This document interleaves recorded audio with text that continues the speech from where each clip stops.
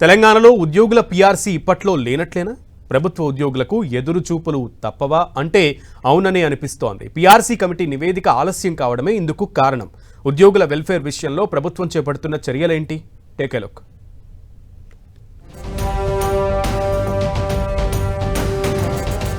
కొత్త ఏడాదిలో శుభవార్త వస్తుందని ఎదురు చూసిన తెలంగాణ రాష్ట్ర ఉద్యోగులకు నిరాశ తప్పడం లేదు. రెండవ పీఆర్సీ కోసం 2 ఏళ్లుగా ఎదురు చూస్తున్న ఉద్యోగులు, ఉపాధ్యాయులు, పెన్షనర్లు మరికొంత సమయం వేచి చూడాల్సిన పరిస్థితి నెలకొంది. జనవరిలోనే ఉద్యోగులకు శుభవార్త చెప్పే అవకాశం ఉందని భావించిన ఉద్యోగులను నిరాశపరిచింది రాష్ట్ర ప్రభుత్వం. అయితే ఉద్యోగులకు పెండింగ్లో ఉన్న ఒక డీఏను విడుదల చేసేందుకు ప్రభుత్వం ఉత్తర్వులు జారీ చేసింది. ఒక్క డీఏతోనే రాష్ట్ర ఖజానాపై సుమారు 250 కోట్ల ఆర్థిక భారం అదనంగా పడనుంది. దీంతో పీఆర్సీ జోలికి వెళ్లకపోవడమే మంచిదనే అభిప్రాయానికి ప్రభుత్వం పెద్దలు వచ్చినట్లు తెలుస్తోంది.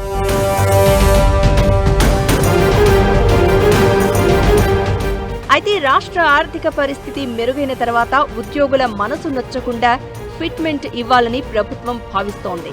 పీఆర్సీ ప్రకటించే ముందు ఒకసారి ఉద్యోగ, ఉపాధ్యాయ సంఘాలతో భేటీ కానుంది. ప్రభుత్వంపై వ్యతిరేకత రాకుండా ఉద్యోగులను ఒప్పించి పీఆర్సీ ప్రకటించాలని యోచిస్తోంది. సమయానుగుణంగా పీఆర్సీ అమలు చేసే పరిస్థితి ప్రస్తుతం రాష్ట్రంలో లేదు. పీఆర్సీ, ఐఆర్ ఏది ఇవ్వాలన్నా నిధులు కావాల్సిందే. రాష్ట్ర ఆదాయ వ్యయాలను దృష్టిలో ఉంచుకునే ప్రభుత్వం ఈ మధ్య కాలంలో నిర్ణయాలు తీసుకుంటోంది. పీఆర్సీ కమిటీ నివేదిక సిద్ధమై నెలలు గడుస్తోంది. ప్రభుత్వం కావాలనే అమలు చేయడం లేదనే ఆరోపణలు వినిపిస్తున్నాయి.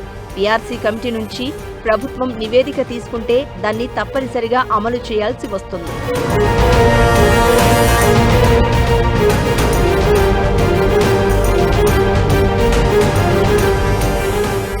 పీఆర్సీ నివేదికను రూపొందించే క్రమంలో పదుల సంఖ్యలో ఉద్యోగ, ఉపాధ్యాయ, పెన్షనర్ సంఘాలతో సమావేశాలు నిర్వహించి వారి అభిప్రాయాలను తీసుకుంది.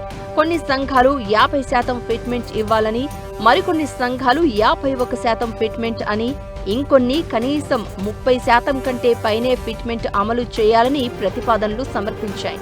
ఉద్యోగ సంఘాల నేతల డిమాండ్ మేరకు 51% ఫిట్మెంట్ అమలు చేయాలంటే 12,750 కోట్ల భారం ప్రభుత్వంపై పడుతుంది. ఇది సర్కారుకు ప్రస్తుతం మోయలేని భారమనే చర్చ జరుగుతోంది. రాష్ట్రంలో దాదాపు 15 లక్షల వరకు ఉద్యోగ, ఉపాధ్యాయులు, పెన్షనర్లు ఉన్నారు. ఒకవేళ 20% ఫిట్మెంట్ ప్రకటిస్తే 5,000 కోట్లు, 30% ఇస్తే 7,500 కోట్లు మాత్రమే భారం పడుతోంది.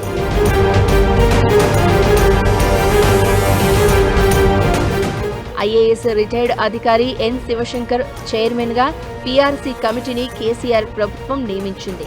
ఈ కమిటీకి 2024 ఏప్రిల్ 2వ తేదీతో కమిటీ గడువు కూడా ముగిసింది. అయితే అసెంబ్లీ, పార్లమెంటు ఎన్నికల నేపథ్యంలో కమిటీ గడువును 6 నెలలు పొడిగించారు. గత ఏడాది అక్టోబర్ 2వ తేదీకే పీఆర్సీ కమిటీని నియమించి 2 ఏళ్లు పూర్తయింది. కానీ ఇంతవరకు ప్రభుత్వం నివేదిక తీసుకునేందుకు కమిటీని ఆహ్వానించలేదు.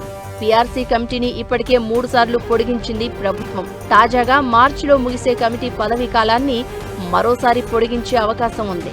ఈ అంశంపై త్వరలో ప్రకటన రావచ్చని ఉద్యోగుల్లో చర్చ జరుగుతోంది.